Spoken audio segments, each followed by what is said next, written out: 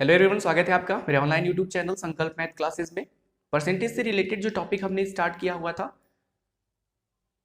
उसके basic lecture से लेकर कुछ क्वेश्चंस की प्रैक्टिस तक हमने सीरीज को पहुंचाया है, जिसमें हमने आज कुछ क्वेश्चंस और लिए हैं। बहुत सारे क्वेश्चंस परसेंटेज पर बनते हैं, काफी इंपॉर्टेंट है किसी भी कॉम्पिटेटिव एग्जाम के पॉइंट ऑफ व्यू से। तो थोड़ा थोड़ा करके हम सारे क्वेश्चंस को देखेंगे कि उनका जो फॉर्मेट होता है वो किस तरीके से होता है, कैसे वो फ्रेम होते हैं। तो चलिए देखते हैं कि आज जो क्वेश्चंस हमने लिया है उनमें सबसे पहला क्वेश्चन क्या है। 40% एल्कोहल के 5 लीटर विलियन में 1 लीटर पानी डालने पर नए विलियन में एल्कोहल की मात्रा कितनी होगी। ये सिंपल सा क्वेश्चन है। यानी 40% एल्कोहल के 5 लीटर विलियन, यानी 5 लीटर का कोई विलियन है, कोई सोल्यूशन है जिसमें एल्कोहल की जो मात्रा है वो कितनी है, 40% है। अब हमसे पूछ रहा है कि अगर उस विलियन में 1 लीटर पानी और डाल दिया जाए तो इस तरह जो विलियन बनेगा उसमें एल्कोहल की मात्रा कितनी होगी। तो सबसे पहले इस टाइप के क्वेश्चन में देखिए हम करते क्या है कि एल्कोहल की मात्रा निकाल लेते हैं। ठीक है, तो एल्कोहल की मात्रा, जब हम एल्कोहल की मात्रा निकालेंगे तो विलियन हमारा 5 लीटर है और एल्कोहल है 40%, तो 5 लीटर का 40% यही एल्कोहल की मात्रा होगी उस विलियन में। इस टाइप को सॉल्व करने के लिए तो 5 गुणे का मतलब गुणा होता है 40% का मतलब 40/100 होगा। एक जीरो यहां से हटा दीजिए, 5 एकम 5, फिर 5 दूनी 10, 2 एकम 2, 2 दूनी 4। इस तरीके से आप देख सकते हैं। तो 2 लीटर जो है वो एल्कोहल है, यानी जो 5 लीटर का सोल्यूशन हमारे पास है उसमें 2 लीटर जो है वो केवल एल्कोहल है। ठीक है सॉरी। इसके बाद क्या बोल रहा है कि इस विलियन में 1 लीटर पानी और डाल दें। अगर 1 लीटर पानी और इसमें डाल दिया जाएगा तो विलियन अब कितना हो जाएगा, 5 लीटर पहले था, 1 लीटर और इसमें डाल दिया गया तो कुल कितने लीटर हो जाएगा, 6 लीटर हो जाएगा। पर ये तो विलियन की मात्रा बढ़ी, एल्कोहल तो वही रहेगा ना। तो नए विलियन यानी 6 लीटर में एल्कोहल का प्रतिशत अगर आप निकालेंगे तो 2/6 गुणे कितना करेंगे, 100 करेंगे। यानी जितना लीटर एल्कोहल है किसी विलियन में और विलियन की कुल मात्रा गुणे 100%। सॉल्व कर लीजिए, 2 एकम 2, 2 3 6, फिर 100 एकम 100/3%।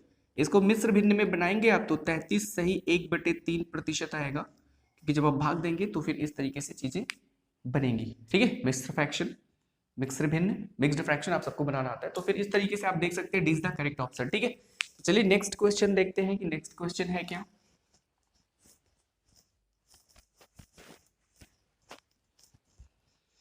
आप देख सकते हैं कि नेक्स्ट क्वेश्चन है कि यहाँ पे लिखा हुआ है सोने तथा चांदी की 50 ग्राम मिश्र धातु में भार के रूप में 80% सोना है। इस धातु में कितना सोना और मिलाया जाए कि मिश्र धातु जो है उसमें 95% सोना हो जाए। तो इस टाइप के क्वेश्चन को सॉल्व करना है। सोने तथा चांदी की 50 ग्राम मिश्र धातु, यानी कुल जो मिश्र धातु है वो कितनी है, उसका कुल वेट कितना है, 50 ग्राम है। अब उसमें सोना कितना है, तो आप देख सकते हैं इसने दिया है कि 80%, यानी 50 ग्राम का 80% जो है मिश्र धातु में, जो 50 ग्राम की है उसमें 80% केवल सोना है। तो सोने की मात्रा अगर आप निकालना चाहें तो 50 गुणे 80/100, एक जीरो यहाँ से एक जीरो यहाँ से, तो 8 पंजे हो गए 40। इसका मतलब 40 ग्राम की क्या है, सोना। उस मिश्र धातु में 40 ग्राम क्या है, सोना है। बोल रहा है कि इस धातु में कितना सोना और मिलाया जाए कि अब जो मिश्र धातु बने उसमें 95% सोना हो। तो हम करते क्या है कि मानते हैं कि माना x ग्राम सोना और मिला दिया जाए। ठीक है, सोना और मिलाया जाए तो x ग्राम सोना और मिलाया जाए। तो x ग्राम सोना अगर और मिलाया जाएगा तो जो मिश्र धातु है उस मतलब जो सोने की मात्रा है वो 40 + x हो जाएगा। अभी 40 ग्राम था और कितना हो जाएगा, 40 + x हो जाएगा। कुल जो मिश्र धातु का वजन है वो 50 ग्राम है, उसमें x ग्राम जो सोना हमने मिलाया वो भी इसमें जुड़ेगा तो 50 + x हो जाएगा।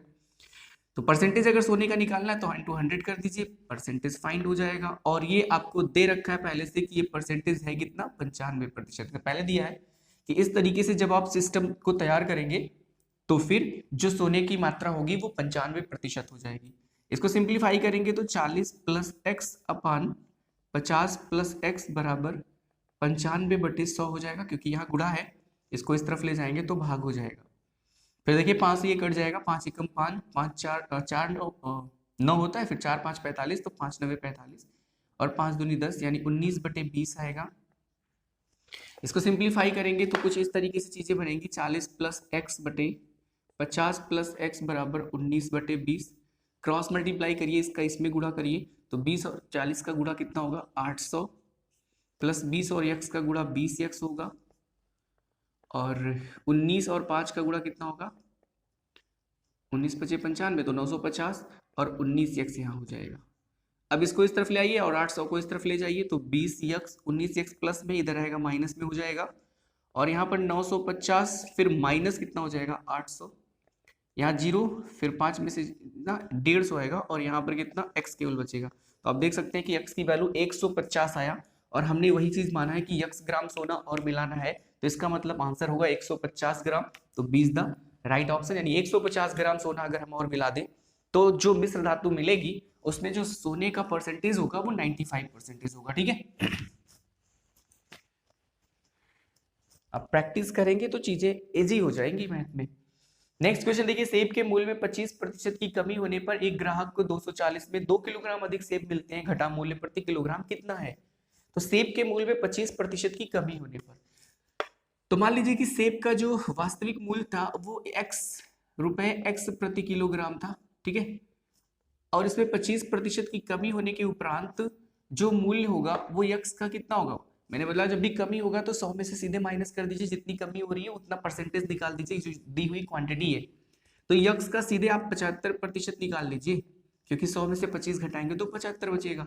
अब इसे सॉल्व करेंगे तो x इंटू 75/100 हो जाएगा, 25 × 75, 25 × 4 = 100, ये हो गया 3x/4 रुपए, यानी घटा मूल्य कितना है 3x/4 रुपए। ठीक है, अब हम करते क्या है, 240 में 2 किलोग्राम अधिक सेब मिलते हैं, तो 240 बटे जो कम वाला मूल्य है 3x/4 इतने रुपए किलो, ठीक है, प्रति किलोग्राम।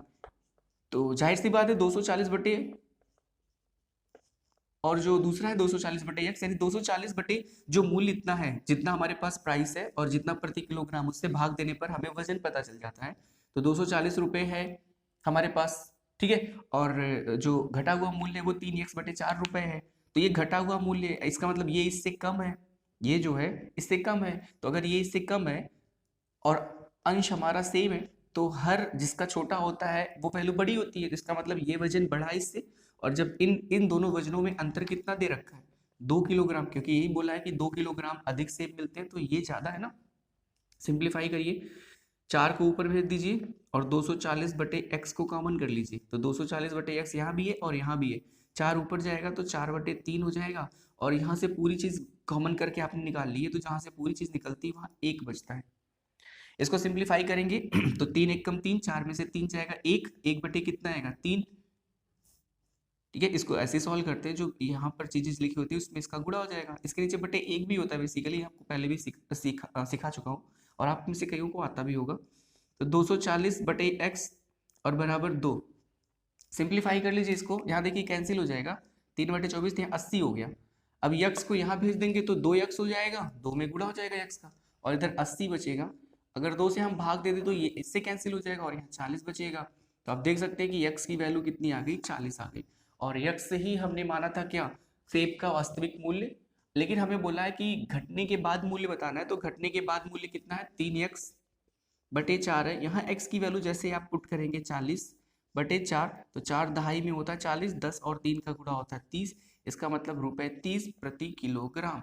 तो घटा हुआ मूल्य है ₹30 प्रति किलोग्राम। तो आप देख सकते हैं ए इज द करेक्ट ऑप्शन, ठीक है। आई होप आपको आज जो क्वेश्चंस हमने यहाँ पर डिस्कस किया हुआ है इसके सॉल्यूशंस अच्छे से समझ में आए होंगे। आप इस वीडियोस को 1-2 बार और देखेंगे तो सारी चीज़ें और भी क्लियर हो जाएंगी, ठीक है। और अगर आपको लगता है कि इन वीडियोस से आपकी प्रिपरेशन में हेल्प मिल रही है तो इन वीडियोस को लाइक शेयर और सब्सक्राइब भी कर सकते हैं। इसके अलावा कोई कमेंट, कोई क्वेरी हो या कोई सजेशन हो तो उसे कमेंट बॉक्स में भी लिख सकते हैं, ठीक है। मिलते हैं अपने नेक्स्ट वीडियो में परसेंटेज से रिलेटेड कुछ और क्वेश्चन के साथ, तब तक के लिए धन्यवाद।